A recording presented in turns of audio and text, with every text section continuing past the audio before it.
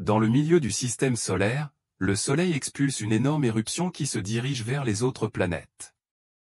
Pendant ce temps en Turquie, Armand est sur son bateau, profitant de son travail de plongeur. Après quelques heures de natation, il retrouve son ex Daphne, qui est venue lui demander de se joindre à elle pour un voyage en eau profonde jusqu'à la fosse d'Erebus. Lorsqu'elle mentionne qu'ils sont parrainés par Yenilik Incorporated, une entreprise appartenant à son père, Armand n'aime pas cela et une dispute éclate. Daphne lui fait promettre d'au moins y réfléchir. Le soir, l'éruption solaire détruit un satellite. L'éruption se déplace à grande vitesse et approche Mercure, ce qui est rapidement détecté par Çelik sur une base aérienne à Adana, la capitale turque. Elle montre immédiatement cela à son commandant, qui dit qu'elle informera ses supérieurs et lui demande de garder le silence. Le lendemain matin, un dossier mystérieux est déposé sous la porte d'Armand, il se précipite donc pour retrouver Daphne. Il la trouve avec son nouveau fiancé Kenan, ce qui rend les choses malaisantes. Armand demande plus de détails sur la mission, alors Daphne lui montre des cartes en expliquant que son père cherche du carburant. Il Y à un endroit qui n'a pas été vu depuis 100 ans et qui a été retrouvé, ce qui enthousiasme Armand, car il Y trouvera le Savalia Savaglia, un corail noir qu'il a toujours voulu mais qu'il n'a jamais pu obtenir. Armand accepte de partir, et le soir, il rejoint le reste de l'équipage, heureux de voir l'assistante de Daphne, Rana, le biologiste marin Cen et l'océanographe Félix. Cependant, Armand est déçu de voir que Kenan vient aussi et de recevoir un appel de son père, ne croyant pas à son intérêt sincère. À la base aérienne, Çelik surprend une réunion des supérieurs et apprend que des rayons gamma dangereux se dirigent vers la Terre, ce qui signifie que l'humanité n'a plus beaucoup de temps pour se préparer. Plus tard, chez elle, Çelik appelle sa mère et lui dit de se cacher sous terre avant jeudi. Malheureusement, ses supérieurs interceptent ce message et envoient des soldats à son domicile. Voyant les soldats arriver, Çelik bloque immédiatement la porte avec des meubles et s'échappe par l'arrière, laissant son téléphone derrière elle. Au moment où les soldats enfoncent la porte, Çelik est déjà en train de s'enfuir en voiture. En mer, Daphne décide de faire une plongée préliminaire avant d'atteindre la fosse pour tester leur sous-marin, alors tout le monde part avec elle pendant que Kenan et le capitaine restent sur le bateau. Avant leur départ, le capitaine dit qu'ils ont reçu un message indiquant que quelque chose ne va pas avec l'océan en Asie, mais cela est attribué à une éruption volcanique, donc le groupe plonge quand même. Ils sont sous l'eau depuis quelques heures lorsqu'Armand voit soudainement un éclair de lumière, ce qui est étrange parce que tout devrait être plongé dans l'obscurité à cette profondeur. Il remonte à la surface, mais personne sur le bateau ne répond à la radio. En explorant le bateau, il le trouve complètement vide. Sur un ordinateur portable, il découvre une vidéo laissée par Kenan, expliquant qu'ils ont reçu un message d'Asie disant que le soleil tue tout le monde à son lever, alors lui et les autres ont pris la fuite pour trouver un abri dans la ville de Kos. Le groupe décide d'aller dans le même abri, mais ils doivent d'abord retourner à terre pour recharger le sous-marin. En chemin, ils voient quelque chose se rapprocher sur le radar. Lorsqu'ils atteignent finalement la Terre, ils trouvent la zone complètement déserte et privée d'électricité. À ce moment, un immense sous-marin militaire appelé Yakamos S-245 émerge. Les troupes de la marine sortent, déconcertées par l'absence d'électricité et de réseau téléphonique. Armand raconte au commandant et René ce qu'ils savent, tandis que Daphne reçoit un message vidéo satellite de Kenan, montrant la panique s'emparant des gens dans les rues. Le lever du soleil est dans moins de 4 heures, alors René et son second Umut rassemblent les soldats et leur ordonnent de trouver l'abri mentionné par Kenan. Félix et Cen prennent des outils du sous-marin et partent en voiture, espérant réparer l'installation électrique. Daphne et Armand disent à Rana de rester là pendant qu'ils partent en quête, et Umut se joint à eux. Peu après, une explosion se produit sur les docks. Rana pleure, effrayée à l'idée de mourir, et l'officier Yonka la réconforte. Pendant ce temps, Félix et Cen trouvent enfin les tours électriques.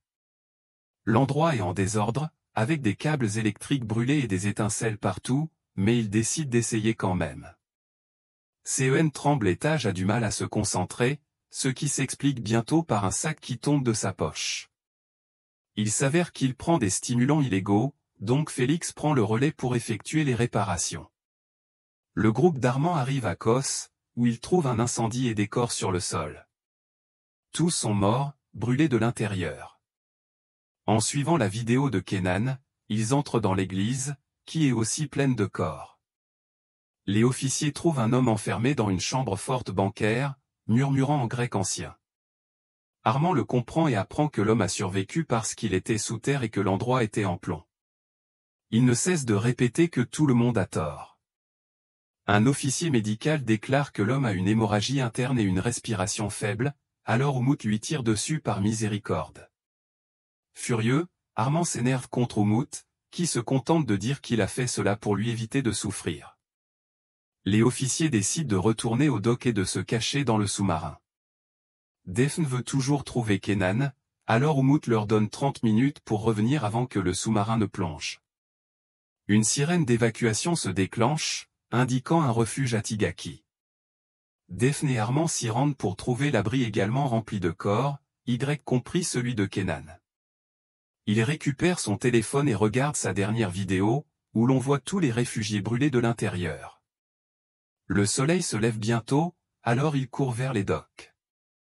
Le sous-marin est sur le point de partir, Oumout les voit, mais il ferme le sas. Armand saute sur le sous-marin et frappe, jusqu'à ce que ses amis l'entendent et que Yonka ouvre la trappe. Le sous-marin plonge, tandis que Oumout promet qu'il ne pardonnera jamais Armand et Daphne pour les hommes qu'il a perdus. À leur arrivée, ils conviennent de ne dire à personne ce qui s'est passé. Quelques minutes plus tard, Oumout devient le nouveau commandant et Yonka est son adjointe. Oumout annonce qu'ils iront à la base navale d'Iskandrin en Turquie. Pendant les quelques heures suivantes, tout le monde fait de son mieux pour rester patient. Félix veille sur CEN, qui souffre de symptômes de sevrage à cause de son addiction. Finalement, le sous-marin atteint la base et il trouve des voitures de police vides devant le bâtiment. Les officiers fouillent toute la zone, mais ne trouvent que des cadavres partout. Les troupes leur offrent une sépulture digne avec la cérémonie militaire traditionnelle, et Oumout aperçoit une fille parmi les corps dans la tombe, ce qui signifie qu'il hallucine également. Un autre officier le ramène à la réalité en lui annonçant qu'ils ont vérifié les nouvelles et appris qu'il y a des incendies partout. CEN part fumer et voit la ville en flammes au loin, ce qui lui fait perdre espoir. Plus tard, Yonka accroche une photo d'Erené dans le sous-marin et les autres lui rendent un dernier hommage. Armand et certains officiers travaillent sur les fuites pour renforcer la sécurité, et Oumout envoie les autres chercher de la nourriture et des médicaments dans la base pendant que lui et Rana consultent les ordinateurs pour obtenir plus d'informations. Dans la cuisine de la base, Altan goûte à la nourriture et dit que tout est insipide. Quelque chose bouge dans l'ombre, et lorsqu'Altan et Yonka entendent un bruit, ils vont enquêter. Yonka remarque que le sac qu'elle avait laissé sur un comptoir a disparu. Ils finissent par trouver une boîte cassée et supposent qu'elle a simplement explosé. À l'infirmerie, Daphne remarque que CEN cherche quelque chose pour calmer son addiction, alors elle l'écarte immédiatement. Cependant, il a caché une bouteille dans sa poche et prend secrètement des médicaments. Dans le sous-marin, Félix entend un bruit et va vérifier.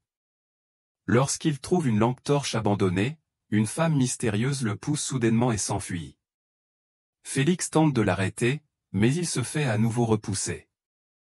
Il avertit immédiatement les officiers, et ils poursuivent la personne dans toute la base, mais cet inconnu parvient à repousser plusieurs officiers avant de continuer sa fuite. Félix finit par la rattraper, mais elle le braque avec une arme. Il s'avère que la femme s'appelle Selik. À ce moment-là, les autres officiers arrivent et la forcent à lâcher son arme. Elle est ensuite emmenée dans le sous-marin et menottée.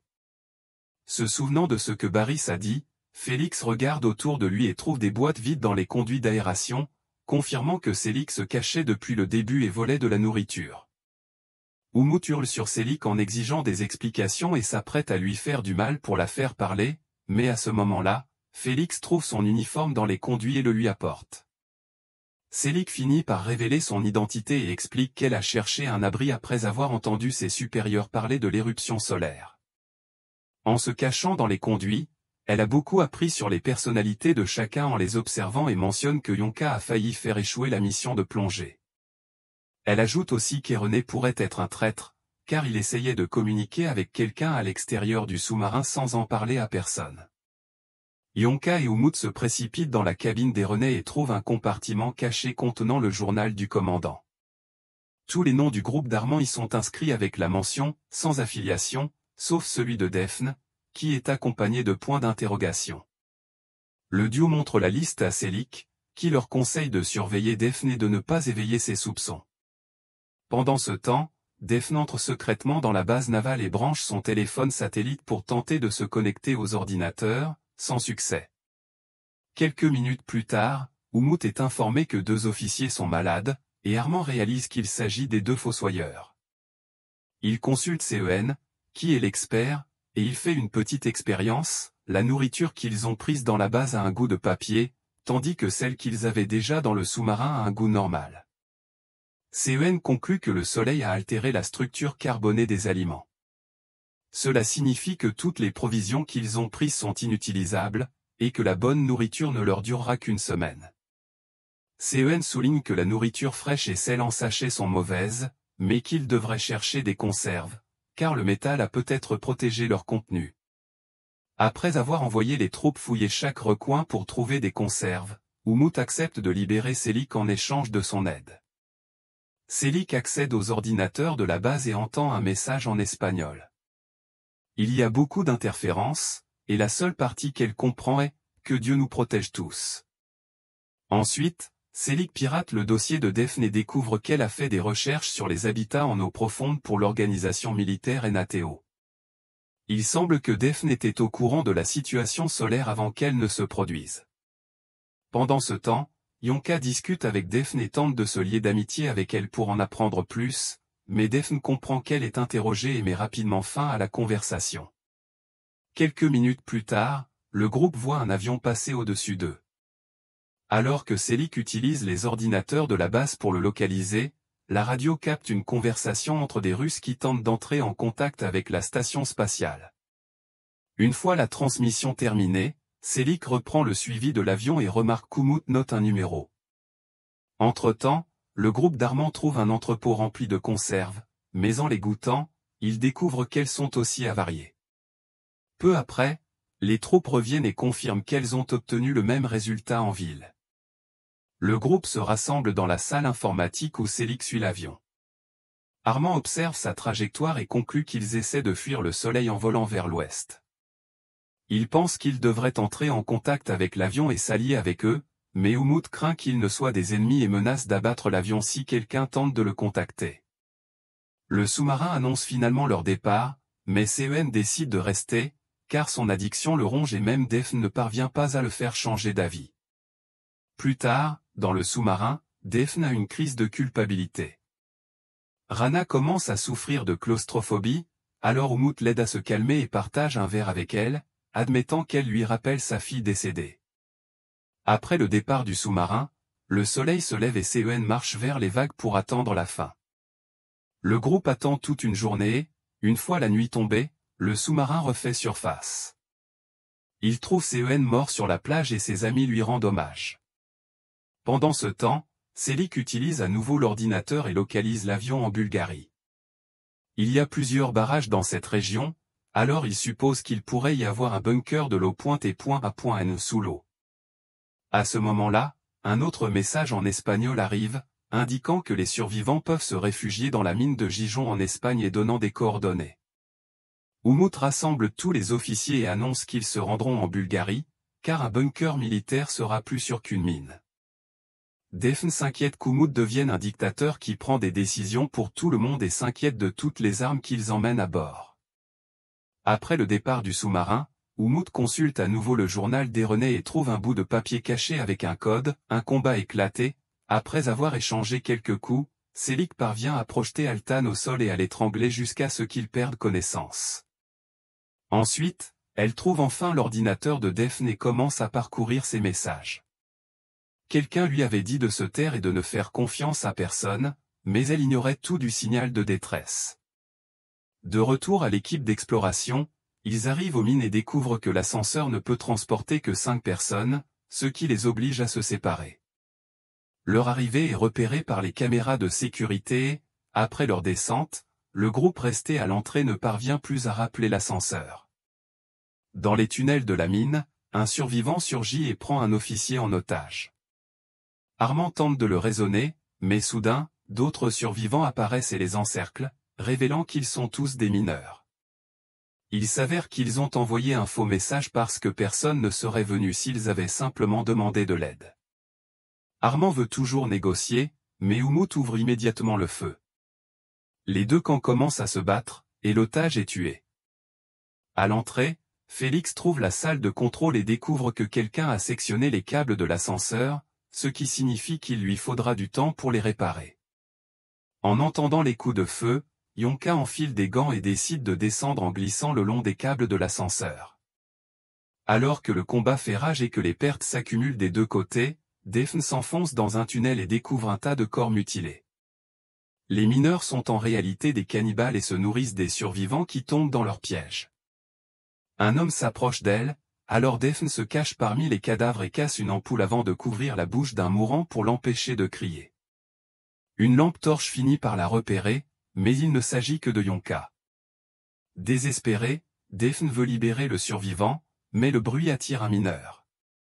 Félix et Rana, qui suivent tout sur les caméras, utilisent la radio pour les prévenir de son approche.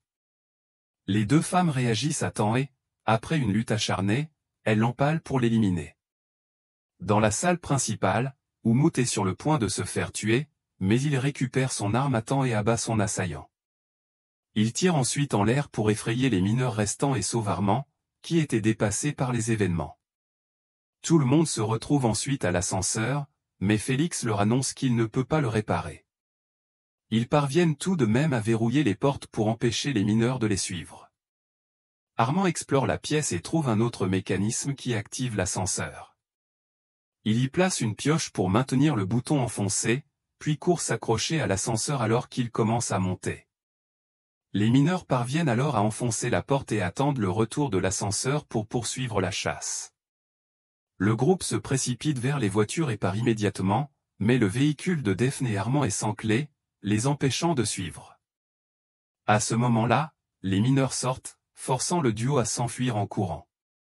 Les autres sont déjà sur les quais lorsque Félix réalise qu'il avait accidentellement mis les clés dans sa poche. Il veut retourner aider, mais les officiers l'obligent à monter dans le sous-marin, car le soleil est sur le point de se lever. Quelques officiers restent en arrière pour défendre la zone et ouvrent immédiatement le feu en voyant les mineurs poursuivre Armand et Daphne.